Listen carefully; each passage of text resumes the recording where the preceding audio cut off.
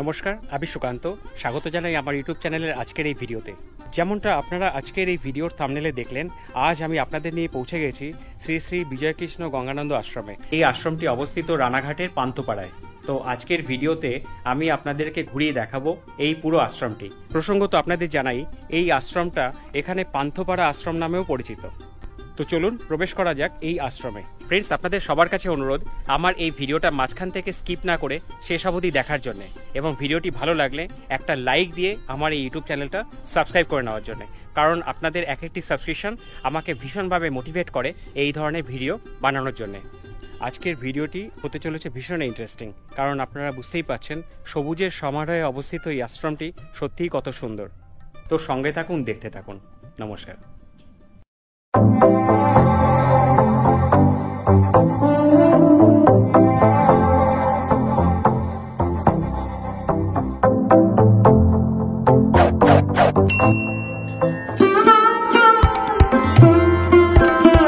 শ্রীমৎ স্বামী বেদানন্দ সরস্বতী গুরুদেবের অনন্য সৃষ্টি এই শ্রী শ্রী বিজয়কৃষ্ণ গঙ্গানন্দ আশ্রম।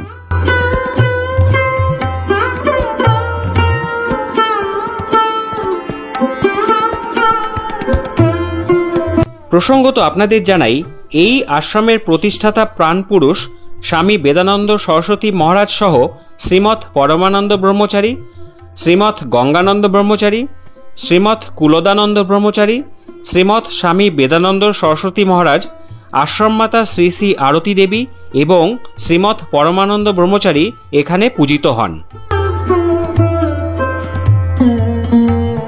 এই আশ্রমের মেন গেটের সামনের দুই পাশের দেওয়ালে লেখা রয়েছে স্বামী বেদানন্দ সরস্বতী মহারাজের বাণী, যেগুলি পড়ে যেন আমার মনে একেবারে গেঁথে গেল।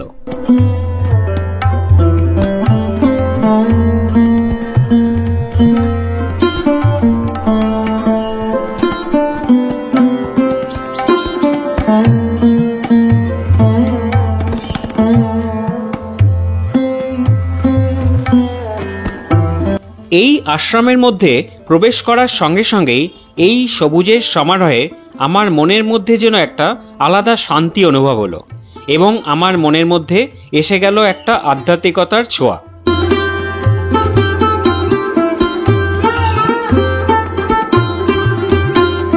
প্রথমেই আপনাদের জানাই, আপনারা এই শ্রী শ্রী বিজয়কৃষ্ণ গঙ্গানন্দ আশ্রমে কিভাবে আসবেন। আপনারা যারা এই আশ্রমে ট্রেনে আসতে চান, তারা প্রথমে শিয়ালদহ কৃষ্ণনগর মেন লাইনে রানাঘাট রেল স্টেশনে নেমে 5 নম্বর প্ল্যাটফর্মে আসবেন। সেখান থেকে যে সাবওয়েটি বাইরে বেরিয়ে গেছে, সেই সাবওয়ে দিয়ে বাইরে বেরিয়ে এসে আপনারা পেয়ে যাবেন টোটো। এই টোটো চালককে আপনারা বলবেন যে শ্রী শ্রী বিজয়কৃষ্ণ গঙ্গানন্দ আশ্রমে যাবেন, অথবা শুধু বলতে পারেন পান্থপাড়া আশ্রমে যাবেন, কারণ এখানকার বেশিরভাগ মানুষ এই আশ্রমটিকে পান্থপাড়া আশ্রম নামেই চেনে। আর আপনারা যারা এই শ্রী শ্রী বিজয়কৃষ্ণ গঙ্গানন্দ আশ্রমে গাড়িতে করে আসতে চান, তারা প্রথমে রানাঘাটের মিশন গেটে এসে সেখান থেকে অতি সহজেই এই আশ্রমে চলে আসতে পারবেন।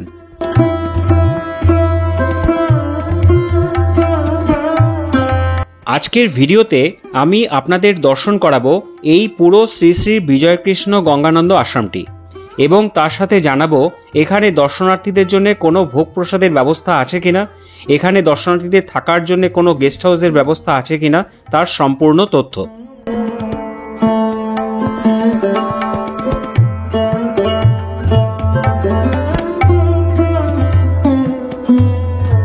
বন্ধুরা, আমি এখন রয়েছি এই আশ্রমের মেন মন্দিরের সামনে। সামনের এই গ্রাউন্ড ফ্লোরে রয়েছে শ্রীমৎ স্বামী বেদানন্দ সরস্বতী মহারাজের সমাধি মন্দির, এবং ফার্স্ট ফ্লোরে রয়েছে এই আশ্রমের মূল মন্দির। এই মূল মন্দিরে যাওয়ার জন্যে রয়েছে দুটি সিঁড়ি। আপনারা যে কোনো একটি সিঁড়ি দিয়ে উঠে মূল মন্দিরে প্রবেশ করে দর্শন করতে পারবেন।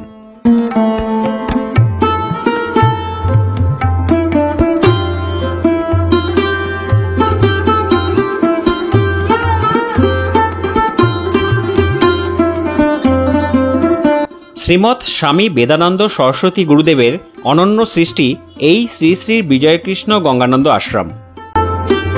এই মূল মন্দিরের গর্ভগৃহে রয়েছে বিভিন্ন ভগবান এবং মনীষীদের ছবি, যা এখন আমি আপনাদের দেখানোর চেষ্টা করছি।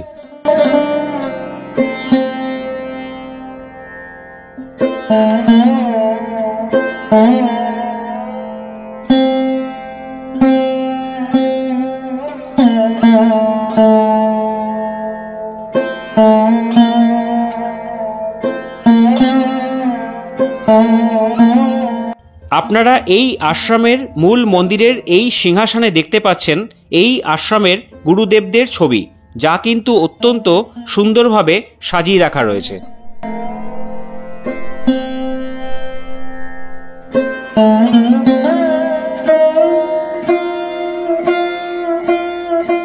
এবং এই মূল মন্দিরে রয়েছে একটি শিবলিঙ্গ এবং রয়েছে গোপালের একটি মূর্তিও।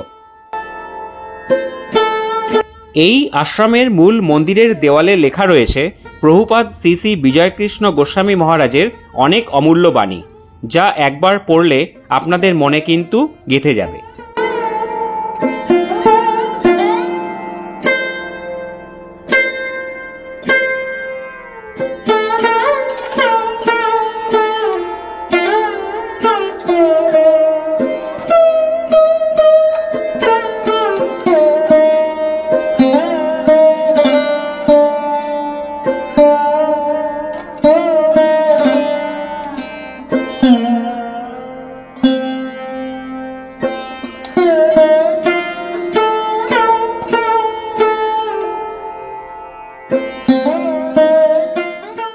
বন্ধুরা, এখন আপনারা যে জায়গাটি দেখতে পাচ্ছেন সেখানে দুর্গাপূজার অষ্টমী তিথিতে হোমযজ্ঞ করা হয়।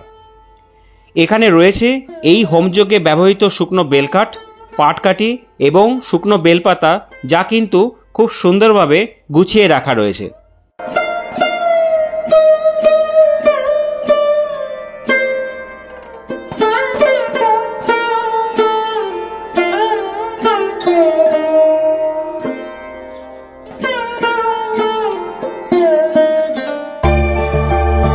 এই মুহূর্তে আমি রয়েছি শ্রী শ্রী বিজয়কৃষ্ণ গঙ্গানন্দ আশ্রমের মেন মন্দিরের চূড়ার সামনে। দেখুন কত সুন্দরভাবে কারুকার্য করা আছে এই চূড়াটিতে।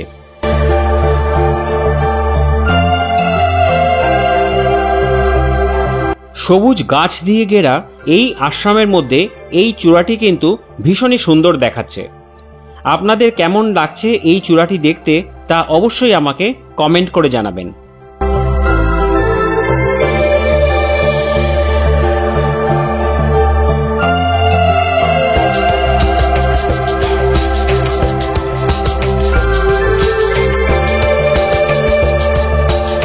শান্ত স্নিগ্ধ সবুজে ঘেরা এই আশ্রমে এসে আমার কিন্তু সত্যি ভীষণ ভালো লাগছে।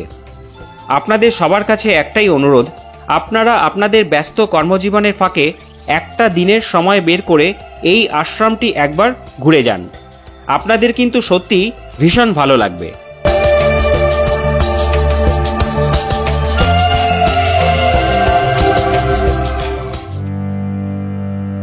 এবারে চলুন আমি আপনাদের নিয়ে প্রবেশ করব শ্রীমৎ স্বামী বেদানন্দ সরস্বতী মহারাজের সমাধি মন্দিরে। এই আশ্রমের অতি পবিত্র স্থান এই সমাধি মন্দির।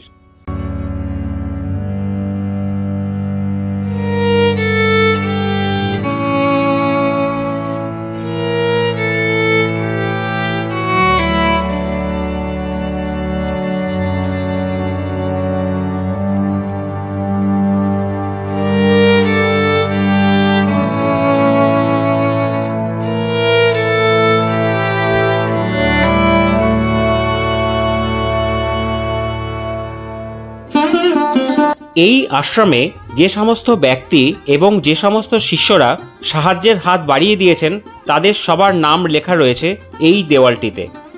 আপনারা চাইলে এই আশ্রমের উন্নতিকল্পে আপনারাও এখানে ডোনেট করতে পারবেন।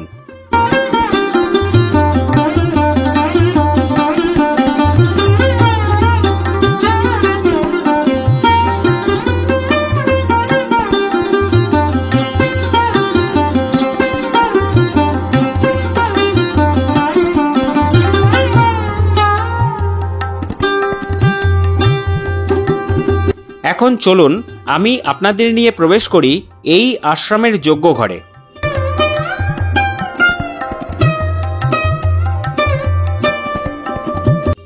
এই যে দেখুন, এখানে প্রত্যেক দিন নিয়মিত হোমযজ্ঞ করা হয়।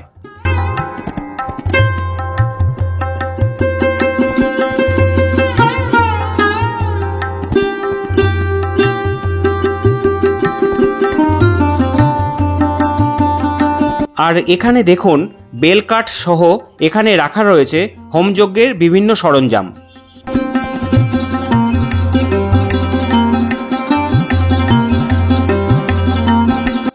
এই আশ্রমে প্রবেশ করে বাদিকে দেখতে পাবেন স্বামী বেদানন্দ বিদ্যাভবন। প্রসঙ্গত আপনাদের জানাই, এখানে পূর্বে ছিল মন্দির, যা বর্তমানে শিশুদের শিক্ষাদানের জন্য ব্যবস্থা করা হয়েছে। তো চলুন ঘুরে দেখে নেওয়া যাক স্বামী বেদানন্দ বিদ্যাভবন। এবং এই বেদানন্দ বিদ্যাভবনে প্রবেশ করেই আপনারা দেখতে পাবেন স্বামী বেদানন্দ সরস্বতী মহারাজের একটি বিগ্রহ মূর্তি, যা তৈরি করেছেন শিল্পী বাসুদেব মণ্ডল, এবং এটি প্রতিষ্ঠিত করা হয়েছে 1991 সালে।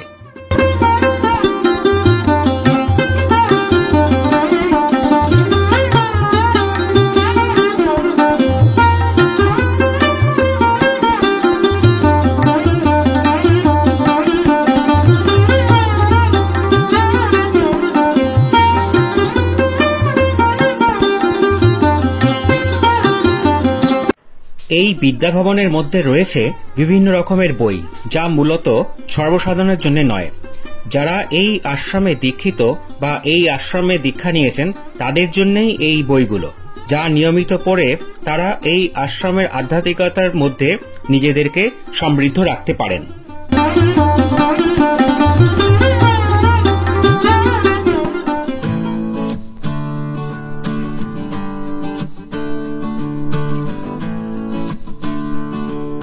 আপনারা এখন যে খোলা জায়গাটা দেখতে পাচ্ছেন, এই আশ্রমের বাৎসরিক অনুষ্ঠান সহ যে কোনো বড় অনুষ্ঠানে এখানে প্রসাদ দেওয়ার ব্যবস্থা করা হয়।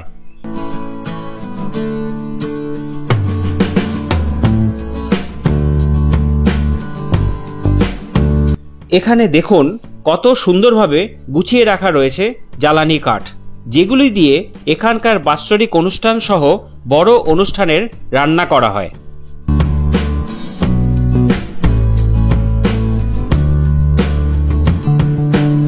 আর এখানে দেখুন কত সুন্দরভাবে উনুন করা হয়েছে। এখানেই এই সমস্ত বাৎসরিক অনুষ্ঠান সহ বড় অনুষ্ঠানের রান্না করা হয়।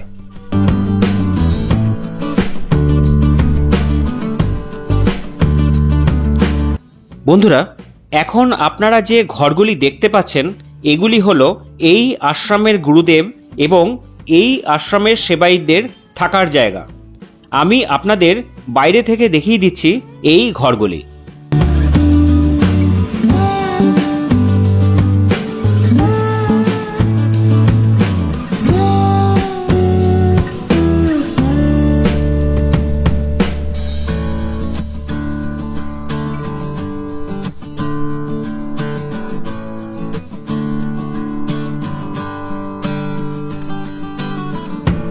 এখানে রয়েছে সারিবদ্ধভাবে জলের কল, যা ভীষণই পরিষ্কারভাবে রাখা রয়েছে।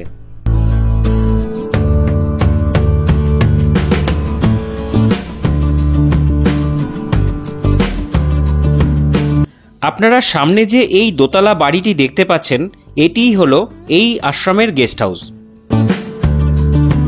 তো এখন চলুন আমরা একবার ঘুরে দেখে নেই এই আশ্রমের গেস্ট হাউস।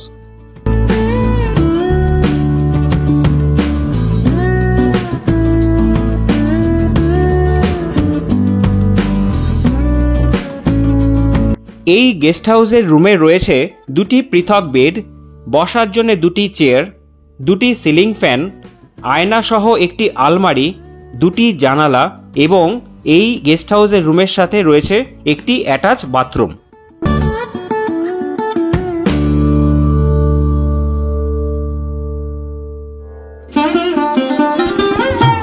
বন্ধুরা, আপনারা সামনেই দেখতে পাচ্ছেন অন্নপূর্ণা ভবন, যেখানে রয়েছে ভাড়ার ঘর, রন্ধনশালা এবং ভোগ প্রসাদ কক্ষ, যেখানে বসে আপনারা ভোগ প্রসাদ গ্রহণ করতে পারবেন। তো চলুন প্রবেশ করা যাক এই অন্নপূর্ণা ভবনে, যেখানে রয়েছে ভক্তদের বসে প্রসাদ খাবার সুব্যবস্থা।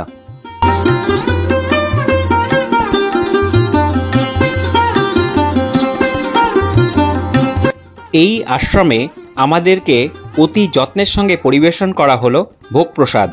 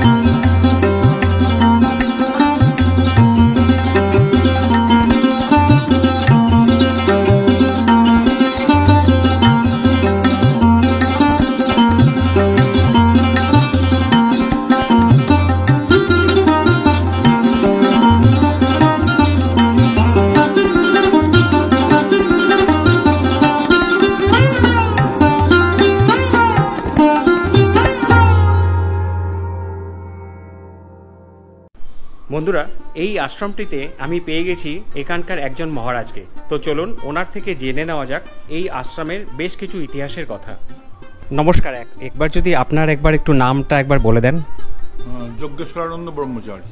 আচ্ছা, এই শ্রী শ্রী বিজয়কৃষ্ণ গঙ্গানন্দ আশ্রমটি কবে প্রতিষ্ঠা করা হয়েছিল? ইংরাজি 1969 আর বাংলা 1375 সাল। এই শ্রী শ্রী বিজয়কৃষ্ণ গঙ্গানন্দ আশ্রমের নামটা কি করে হলো? আমাদের যে সাধনের যে পথ, যে পথের আদি হচ্ছেন বিজয়কৃষ্ণ গোস্বামী।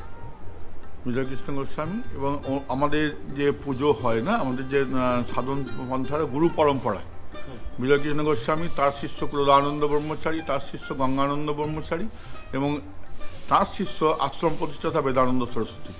বেদানন্দ সরস্বতী যখন আশ্রম প্রতিষ্ঠা করলেন তখন গোসাই যে বিজয়কৃষ্ণ গোস্বামী এবং তাঁর গুরুদেব গঙ্গানন্দ ব্রহ্মচারীর নাম অনুসারে আশ্রমের নামকরণ করলেন বিজয়কৃষ্ণ গঙ্গানন্দ আশ্রম। এই আশ্রমে পৌঁছতে গেলে কি করে পৌঁছানো যাবে যদি একটু বলে দেন। কলকাতা থেকে আসতে গেলে শিয়ালদা রানাঘাট সেকশনে, রানাঘাট স্টেশনে নেমে পান্থপাড়া আশ্রম বা বিজয়কৃষ্ণ গঙ্গানন্দ আশ্রম বললে যে কোনো টোটো রিক্সা নিয়ে আসবে, হেঁটে গেলে 15 মিনিট। আর যদি কেউ গাড়িতে আসতে চায় তাহলে? গাড়িতে হলে NH-12, এখন আগে ছিল NH-34, এখন NH-12 ধরে এসে এখানে একটা গেট পড়বে, মিশন গেটে সাবওয়ের নিচে দিয়ে চলে আসতে হবে। আচ্ছা, এই আশ্রমের প্রতিষ্ঠাতা সম্বন্ধে যদি আপনি কিছু বলেন। আশ্রম প্রতিষ্ঠা করেছেন শ্রীমৎ স্বামী বেদানন্দ সরস্বতী মহারাজ। তিনি গঙ্গানন্দ ব্রহ্মচারী মহারাজের কাছে দীক্ষিত ছিলেন, সাধনপ্রাপ্ত ছিলেন। আগে উনি থাকতেন 6 নম্বর সিমলা স্ট্রিট, কলকাতায়। ওখানে আমাদের আগে আশ্রম ছিল, এখনও আছে আশ্রম, সেটা বিবেকানন্দর বাড়ির পিছনেই সদ্গুরু সাধন সংঘ। ওখান থেকে তিনি চলে এসে এখানে আশ্রম স্থাপন করলেন। আচ্ছা, এই আশ্রমে সকাল থেকে রাত অবধি কি কি ধরনের পূজা অর্চনা করা হয়, কি কি টাইমিংস আছে যদি একটু বলেন। ভোর 4টে প্রতিদিন মন্দির খোলা হয়। আচ্ছা, প্রতিদিন ভোর 4টে, শীতকালে একটু পিছিয়ে যায়, 4:15 হয়। গ্রীষ্মকালে মানে গরমের সময় 4টের মধ্যে মন্দির খোলা হয়। 4:30 আরতি হয়, আরতির পর কীর্তনের পর প্রসাদ দেওয়া হয়, ঠিক আছে। তারপরে নিত্য হোম হয় এখানে প্রতিদিন। ব্রহ্মচারীদের নিত্য হোম, অগ্নি সেবা করতে হয়, তো প্রতিদিন হোম হয়। তার 8টার সময়, 8টা থেকে 8:30টার মধ্যে পুজো শুরু হয় মন্দিরে। আবার ওই 9:30টায় ভোগ যায়, বাল্যভোগ। দুপুরে 12:30টায় দীপাহরিক ভোগ। বিকেলবেলা এখন যাবে 4:30 থেকে 5টার মধ্যে বৈকালিক ভোগ। এবং রাত্রে আবার 6:15-র সময় আরতি হয় এই সময়। আর আরতির পরে একটু চা সেবা হয়, তারপরে কীর্তন, গান, পাঠ, তারপরে আবার রাত্রের ভোগ। আচ্ছা, এই আশ্রমে ভোগ কেউ যদি নিতে চান বা কেউ যদি ভোগ গ্রহণ করতে চান তাহলে তাকে কি করতে হবে যদি একটু বলে দেন। আমাদের এখানে ভোগের কোনো মূল্য নেওয়া হয় না। আর আমাদের টোটাল আশ্রমটা চলে গোসাই প্রভুর আদর্শে, আকাশ ভিত্তিতে।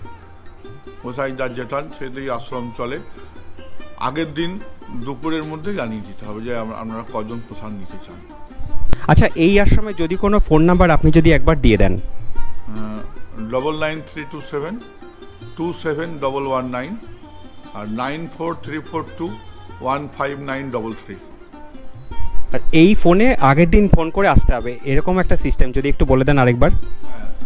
আগের দিনে জানিয়ে দিতে হবে, আগের দিন জানালে কতজন প্রসাদ পাবেন, ঠিক আছে, সেই অনুযায়ী প্রসাদের ব্যবস্থা করা হবে।